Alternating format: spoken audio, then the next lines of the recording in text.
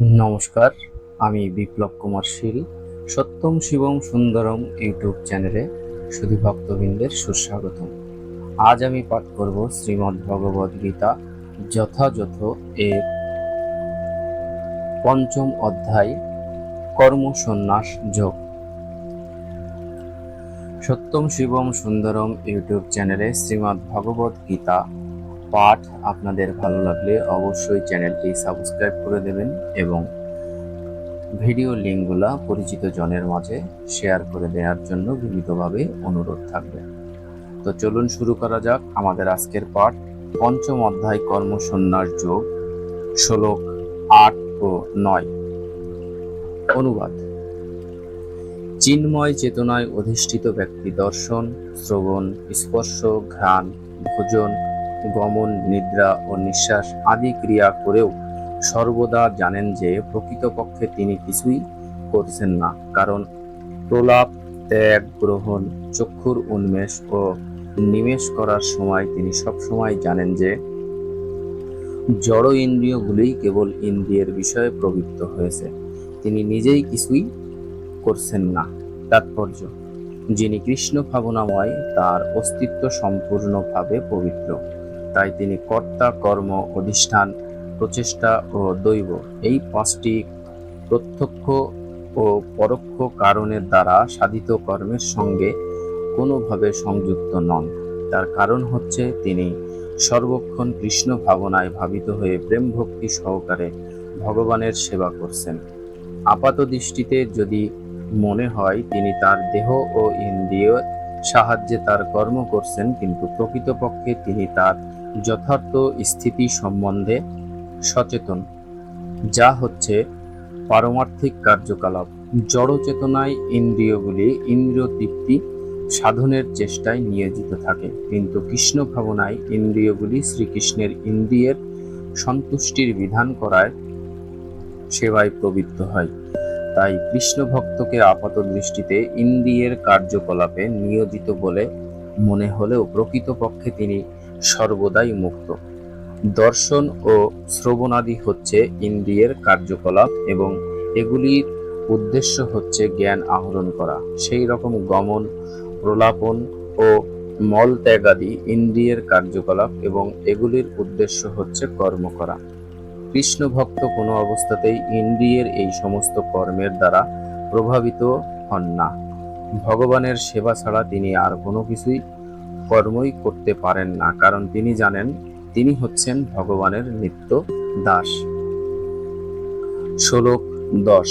অনুবাদ: যিনি সমস্ত কর্মের ফল পরমেশ্বর ভগবানকে অর্পণ করে অনাসক্ত হয়ে কর্ম করে, কোনো পাপ তাকে কখনো স্পর্শ করতে পারে না, ঠিক যেমন জল পদ্ম পাতাকে স্পর্শ করতে পারে না।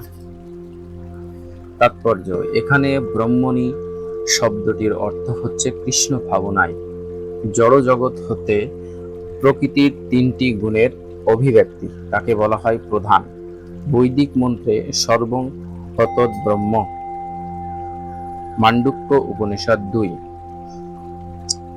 তস্মাদেতদ ব্রহ্ম নাম রূপম মনং চ জয়তে, মুন্ডক উপনিষদ 1:1-9 এবং ভগবদ গীতার শ্লোক মম জনির মহৎ ব্রহ্ম, গীতা 14:3 নম্বর শ্লোক বর্ণনা করে যে এই জগতে সবকিছুই ব্রহ্মের প্রকাশ। এই প্রকাশ যদিও ভিন্ন রূপে হয়, কিন্তু তার মূল কারণ থেকে অভিন্ন। ঈশোপনিষদে বলা হয়েছে সবকিছুই পরম ব্রহ্ম শ্রীকৃষ্ণের সঙ্গে সম্বন্ধযুক্ত, তাই তিনি হচ্ছেন সবকিছুর অধীশ্বর। যিনি এই সত্যকে সম্পূর্ণরূপে উপলব্ধি করতে পেরেছেন এবং সেই উপলব্ধির ফলে সবকিছুই ভগবানের সেবায় নিয়োজিত করেছেন, তিনি কোনো অবস্থাতেই পাপ পুণ্য কর্মফলের বন্ধন দ্বারা আবদ্ধ হন না। পাপ অথবা পুণ্য কোনো কর্মফলই তাকে স্পর্শ করতে পারে না। তিনি জানেন কোনো বিশেষ কর্ম সাধন করার জন্যই ভগবান তাকে তার জড় শরীরটি দান করেছেন, তাই ভগবানের সেবাতে তিনি সেটি নিয়োজিত করেন। তখন তা সব রকম কুলস থেকে মুক্ত। ঠিক যেমন জলে থাকলে পদ্ম পাতাকে জল কখনো স্পর্শ করতে পারে না, গীতাতেও 3 অধ্যায় 30 নম্বর শ্লোকে ভগবান বলেছেন, ময়ি সর্বাণি কর্মাণি সংন্যাস্য, সমস্ত কর্ম আমার শ্রীকৃষ্ণের কাছে সমর্পণ করো। সিদ্ধান্ত হচ্ছে যে জীব কৃষ্ণ ভাবনা শূন্য, তার দেহ ও ইন্দ্রিয়কে তার স্বরূপ মনে করে যে কর্ম করে, কিন্তু যিনি কৃষ্ণ ভাবনাময় তিনি জানেন তার দেহটি শ্রীকৃষ্ণের সম্পত্তি, তাই তিনি তা সর্বতোভাবে ভগবানের সেবায় নিয়োজিত করেন। শ্লোক 11। অনুবাদ। আত্মশুদ্ধির জন্য যোগীরা কর্মফলের আসক্তি ত্যাগ করে দেহ, মন, বুদ্ধি এমনকি ইন্দ্রিয়ের দ্বারাও কর্ম করেন। তাৎপর্য: কৃষ্ণ ভাবনায় উদ্বুদ্ধ হয়ে ভগবান শ্রীকৃষ্ণের ইন্দ্রিয় তৃপ্তি সাধন করার জন্য শরীর, মন, বুদ্ধি অথবা ইন্দ্রিয়ের দ্বারা যে কর্ম অনুষ্ঠিত হয় তা জীবনকে জড় জগতের কুলস থেকে মুক্ত করে। কৃষ্ণ ভাবনাময় কর্মের কোনো জড় প্রতিক্রিয়া হয় না, তাই কৃষ্ণ ভাবনাময় কর্ম করার ফলে অনায়াসে সদাচার সাধিত হয়। ভক্তি রসামৃত সিন্ধু গ্রন্থে পূর্বখণ্ডের 2 অধ্যায় 187 নম্বর শ্লোকে শ্রীল চন্দ্র গোস্বামী তার বর্ণনা করে বলেছেন, ইহা যস্য হরের দাস্য কর্মণা মনসা গিরা নিখিলাস্য বস্তাসু জীব মুক্ত স উচ্চতে। যিনি শরীর, মন, বুদ্ধি ও বাণী দিয়ে ভগবান শ্রীকৃষ্ণের সেবা করেন, তিনি এই জড় জগতের অবস্থান করলেও, এমনকি তথাকথিত জড় জাগতিক কর্মে ব্যাপৃত থাকলেও তিনি মুক্ত পুরুষ। তার কোনো রকম মিথ্যা অহংকার নেই এবং তিনি কখনোই মনে করেন না তার দেহটি হচ্ছে তার স্বরূপ অথবা তিনি তার দেহটি মালিক। তিনি জানেন যে তার স্বরূপ তার দেহটি নয় এবং তার দেহটি তার সম্পত্তি নয়। তিনি শ্রীকৃষ্ণের এবং তার দেহটির শ্রীকৃষ্ণের। যখন তিনি তার দেহ, মন, বুদ্ধি, বাণী, জীবন, ধন আদি সবই ভগবান শ্রীকৃষ্ণের সেবায় নিবেদিত করেন, তৎক্ষণাৎ তিনি সর্বতোভাবে কৃষ্ণগত প্রাণ।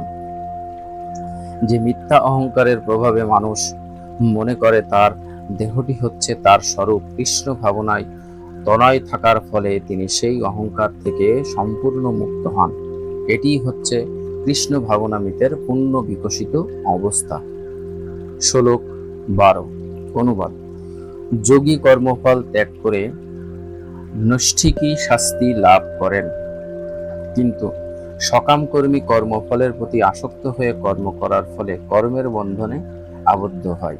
তাৎপর্য: কৃষ্ণ ভাবনাময় ভক্ত দেহাত্ম বুদ্ধিসম্পন্ন বৈষয়িক মানুষের মধ্যে পার্থক্য হচ্ছে যে কৃষ্ণ ভাবনাময় ভক্ত শ্রীকৃষ্ণের প্রতি আসক্ত এবং দেহাত্ম বুদ্ধিসম্পন্ন বিষয়ী তার কর্মফলের প্রতি আসক্ত। যে মানুষ শ্রীকৃষ্ণের প্রতি আসক্ত এবং তার প্রীতি উৎপাদনের জন্য সমস্ত কর্ম করেন, তিনি অবধারিতভাবে মুক্ত পুরুষ, কারণ তিনি কখনোই কর্মফলের আশায় উৎকণ্ঠিত হন না। শ্রীমদ্ ভগবতে বলা হয়েছে, দ্বৈত ধারণা যুক্ত হয়ে অর্থাৎ পরম তত্ত্ব সম্বন্ধে অবগত না হয়ে কর্ম করার ফলে কর্মফলের প্রতি উৎকণ্ঠার উদয় হয়। ভগবান শ্রীকৃষ্ণই হচ্ছে পরম তত্ত্ব পরমেশ্বর। কৃষ্ণ ভাবনায় তাই দ্বৈত ভাব নেই। বিশ্ব চরাচরের যা কিছু আছে তা সবই ভগবান শ্রীকৃষ্ণের শক্তিজাত। ভগবান শ্রীকৃষ্ণ হচ্ছে পরম মঙ্গলময়, তাই কৃষ্ণ ভাবনায় ভাবিত হয়ে যে কার্যকলাপ সাধিত হয় তা পারমার্থিক কর্ম, তা অপ্রাকৃত এবং জড় জগতের পুলস দ্বারা প্রভাবিত হয় না। তাই কৃষ্ণ ভক্ত শান্ত, কিন্তু যারা সর্বক্ষণ ইন্দ্রিয় তৃপ্তির জন্য লাভ ক্ষতির হিসাব করেছে তারা কখনোই শান্তি পেতে পারে না। এটিই কৃষ্ণ ভাবনামৃতের রহস্য। শ্রীকৃষ্ণের সম্বন্ধ রহিত কোনো কিছুরই অস্তিত্ব নেই এবং এই সত্য উপলব্ধির পরম শান্তি ও অভয় দান করেছেন। শ্লোক 13। অনুবাদ। বাহে সমস্ত কার্য করেও মনের দ্বারা সমস্ত কর্ম ত্যাগ করে জীব নবোদ্ধার বিশিষ্ট দেহরূপ গৃহে পরম সুখে বাস করতে থাকেন। তিনি নিজের কিছুই করেন না এবং কাউকে দিয়েও কিছু করান না। তাৎপর্য: দেহধারী জীবাত্মা 9টি দ্বার বিশিষ্ট একটি নগরে বাস করে।